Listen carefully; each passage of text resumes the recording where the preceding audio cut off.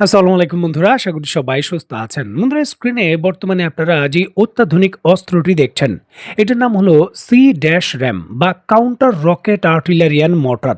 এটি যুক্তরাষ্ট্রের অত্যন্ত গুরুত্বপূর্ণ এয়ার ডিফেন্স সিস্টেম, যা মূলত কন্ট্রিজ weapon system land base phalanx open system LPWS নামে পরিচিত। এটি প্রধানত নৌবাহিনীর বিভিন্ন ধরনের ডেস্ট্রয়ার বা যুদ্ধ জাহাজকে রক্ষা করার জন্য ব্যবহার করা হয়। দেখুন, 2004 সালের দিকে যখন ইরাক যুদ্ধ চলছিল, তখন রকেট আর্টিলারি এবং মর্টার আক্রমণ বেড়ে যায়। তা থেকে বাঁচার জন্যই কিন্তু যুক্তরাষ্ট্রের র্যাথন বা RTX এবং নর্থন গ্রুপম্যান এবং ওসক নামক কোম্পানিগুলো যৌথভাবে এই প্রযুক্তিটা আয়ত্ত করে। দেখুন, ফরওয়ার্ড অপারেটিং বেস বা FOB, যেমন অ্যাম্বাসি ক্যাম্প, গুরুত্বপূর্ণ সামরিক স্থাপনা, এগুলোকে রক্ষা করার জন্য শেষ লাইনের প্রতিরক্ষা বা লাস্ট লাইন অফ ডিফেন্স হিসাবে এটা কাজ করে। এটি অনেকটা রাশিয়ান যে প্যান্সির আকাশ প্রতিরক্ষা ব্যবস্থা রয়েছে সেরকম। রাডারের মাধ্যমে আকাশে উড়ন্ত টার্গেটকে শনাক্ত করে প্রতি মিনিটে শত শত গুলি ছোড়ে। দেখুন, ছোট ছোট হামলা, বিভিন্ন ধরনের ড্রোন বা বিভিন্ন ধরনের রকেট আর্টিলারি, এগুলোকে প্রতিরোধ করার জন্য যুক্তরাষ্ট্র Q brand radar system 1218 GH জ্যাট নামক যে ক্যাপাসিটি রয়েছে তা দিয়ে এটা সুসজ্জিত করেছে এবং যে কোনো ড্রোনগুলোকে এটা শনাক্ত করতে পারে। এবং যুক্তরাষ্ট্রের সামরিক বাহিনী M61A1 20mm এর যে বুলকান গ্যালটিন গান রয়েছে, যেটা 6 ব্যারেলে ফায়ার করে, এটি একটি লাগিয়ে রেখেছে, যেটি প্রতি মিনিটে 4500 রাউন্ড গুলি ছোড়ে এবং নির্দিষ্ট টার্গেটকে ভূপাতিত করতে পারবে, অনেকটা 90% যুক্তরাষ্ট্রের দাবি। যাই হোক, বাগদাদের ভেতর যে অ্যাম্বাসি রয়েছে, অ্যাম্বাসি কম যে প্রধান হেডকোয়ার্টার রয়েছে যুক্তরাষ্ট্রের, তাকে নিরাপত্তা দেওয়ার জন্য সেই বিল্ডিং এর ছাদের উপর এই ধরনের আকাশ প্রতিরক্ষা ব্যবস্থা 4টি ইরানের বিরুদ্ধে সে লাগিয়ে রেখেছে এবং যুক্তরাষ্ট্র নিশ্চিত ছিল কোনো ড্রোন হামলা এখানে করা যাবে না। তবে ইরানের ড্রোনগুলো এই যে আকাশ প্রতিরক্ষা ব্যবস্থার এই গ্যালটিন গান রয়েছে, এই সিস্টেম রয়েছে, এই সিস্টেমটিকে উড়িয়ে দিয়েছে। দেখুন, হাওয়ার উপর খবর নয়, একেবারে পাকা খবর। স্ক্রিনে নিশ্চয়ই আপনারা তার দৃশ্য দেখছেন, সেটা দৃশ্যায়িত করেই কিন্তু প্রচার করা হয়েছে। অ্যাম্বাসির একেবারে উপরিভাগে 4টি এই সি-র্যাম যে সিস্টেম ছিল, সেই সিস্টেমের ভেতর সরাসরি গিয়ে ইরানের ড্রোন হিট করেছে এবং সেটা ধ্বংস হয়ে গেছে। দেখুন, এটি একটি নজিরবিহীন সক্ষমতা, কারণ এই ধরনের যে গাটলিন গান রয়েছে বা সি-র্যাম টেকনোলজি, এগুলো নিখুঁত হয়। ড্রোন দিয়ে এই ধরনের হামলা করে এগুলোকে ধ্বংস করা খুবই দুষ্কর ব্যাপার। স্ক্রিনে নিশ্চয়ই আপনারা দেখতে পাচ্ছেন যুক্তরাষ্ট্রের এই 12 বছরের গবেষণার যে প্রযুক্তি মাত্র 12 সেকেন্ডে শেষ করে দিয়েছে ইরান। দেখুন, ইরানের ড্রোনগুলো কতটুকু নিখুঁত এবং কতটুকু কার্যকরভাবে তার টার্গেটকে সে নিবৃত করতে পারে, তার এটা প্রমাণ। 1500 কিলোমিটার দূর থেকে নিখুঁতভাবে বিল্ডিংয়ের অন্য কোনো স্থানে ড্রোন হিট করেনি, সরাসরি ছাদের উপরে থাকা এই যে সি-র্যাম আকাশ প্রতিরক্ষা ব্যবস্থার সিস্টেম রয়েছে সেখানে গিয়ে হিট করেছে। আর এটি কিন্তু ইরানের নতুন যে এন্টি রেডিয়েশন ড্রোন রয়েছে তার একটি বড় ক্যাপাবিলিটি।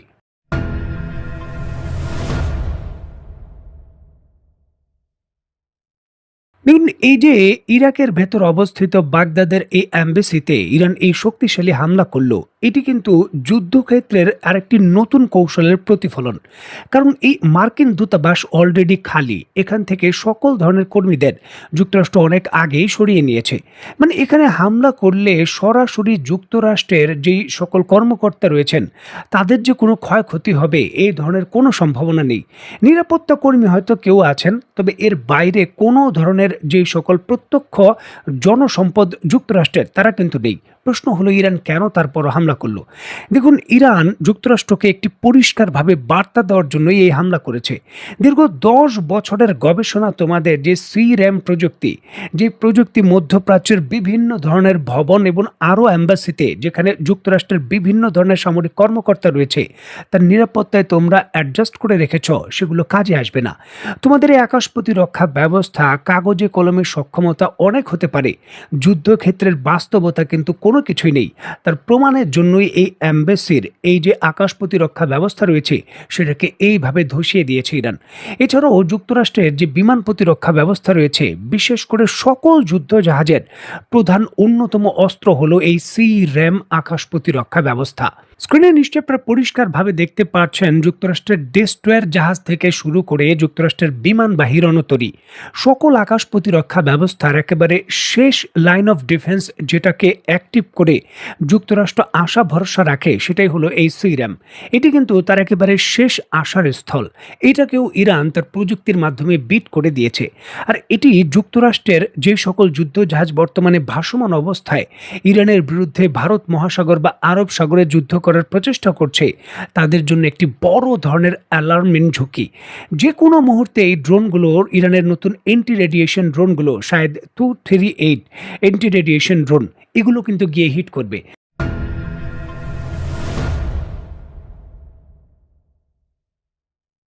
স্ক্রিনে বর্তমানে আপনারা যেই ড্রোনটির দৃশ্য দেখছেন, এই ড্রোনটি কিন্তু যুক্তরাষ্ট্রের বিখ্যাত সি র্যাম আকাশ প্রতিরক্ষা ব্যবস্থাকে ভূপাতিত করেছে।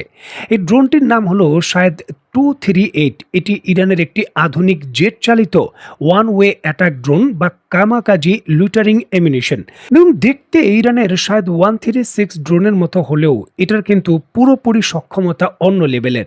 কারণ শায়দ 136 ড্রোন টার্বো পপ ইঞ্জিনে সেটা পরিচালিত হয়, তবে ইরান শায়দ 238-এ জেট ইঞ্জিন যুক্ত করেছে।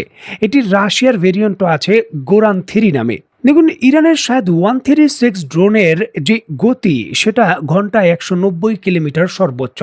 সেখানে এই ড্রোনগুলো জেট ইঞ্জিনে তার গতি সর্বোচ্চ 600 থেকে 700 কিলোমিটারে পৌঁছতে পারে এবং এগুলোর রেঞ্জ 1200 থেকে 1500 কিলোমিটার এবং এগুলো এন্টি রেডিয়েশন প্রযুক্তিতে সুসজ্জিত। যেই সকল রাডার সিস্টেম টার্গেটকে খোঁজার জন্য তরঙ্গ নিক্ষেপ করে, সকল রাডার সিস্টেমই তরঙ্গ নিক্ষেপ করে, সেই তরঙ্গকে এই ড্রোনগুলো শুষে নিয়ে সেই রাডারের অবস্থান শনাক্ত করে সরাসরি সেই রাডারে গিয়ে হিট করে।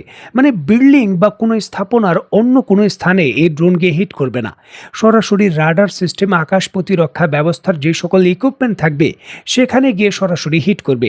আর এই জন্যই 1 থেকে 1,500 কিলোমিটার দূর থেকে শত্রুর আকাশ প্রতিরক্ষা ব্যবস্থাকে ধ্বংস করার জন্য স্যাটেলাইটের উপর নির্ভর করা বা জিপিআরএস সিস্টেমের মাধ্যমে টার্গেটিং লক করার যে বিষয়টা থাকে, জটিলতা সেটা নেই। আপনি শুধু দূরে 1,500 কিলোমিটারের একটি নির্দিষ্ট লক্ষ্যবস্তুতে নিশ্চিত হন যে সেখানে আকাশ প্রতিরক্ষা ব্যবস্থা আছে, তারপর এই শায়দ 2-3 ড্রোনকে ফায়ার করে দেন। সেই অঞ্চলে প্রবেশ করে সেই ড্রোন সিস্টেম, এই ড্রোনগুলো অটোমেটিকলি সে তার টার্গেটকে, মানে শত্রুর রাডার সিস্টেমকে খুঁজে বের করে হিট করে দেবে। এখানে আপনার আর কোনো কাজ নেই, automatically fire and forget system. দেখুন, যুদ্ধক্ষেত্রের গতিপথ পাল্টে দিয়েছে এই ড্রোনগুলো। আমরা বড় বড় যে সকল যুক্তরাষ্ট্রের রাডার ব্যবস্থাকে ধ্বংস করার নিউজগুলো দেখি, তার প্রধান চালিকা শক্তি ছিল শায়দ 238। সেটা কাতার থেকে শুরু করে পৃথিবীর বিভিন্ন দেশের যুক্তরাষ্ট্রের যে রাডার সিস্টেমগুলো ধ্বংস করেছে, এই ড্রোনই ধ্বংস করেছে। দেখুন, যুদ্ধক্ষেত্রে নতুন একটি সমীকরণ হলো শায়দ 238। যুক্তরাষ্ট্রের কাছেও এন্টি রেডিয়েশন মিসাইল আছে, তবে এক একটি মিসাইলের মূল্য 8 থেকে 10 মিলিয়ন মার্কিন ডলার। সেখানে ইরান এই শায়দ 238 যে এন্টি রেডিয়েশন ড্রোন রয়েছে সেটা তৈরি করেছে মাত্র 50 থেকে 60 হাজার ডলারে।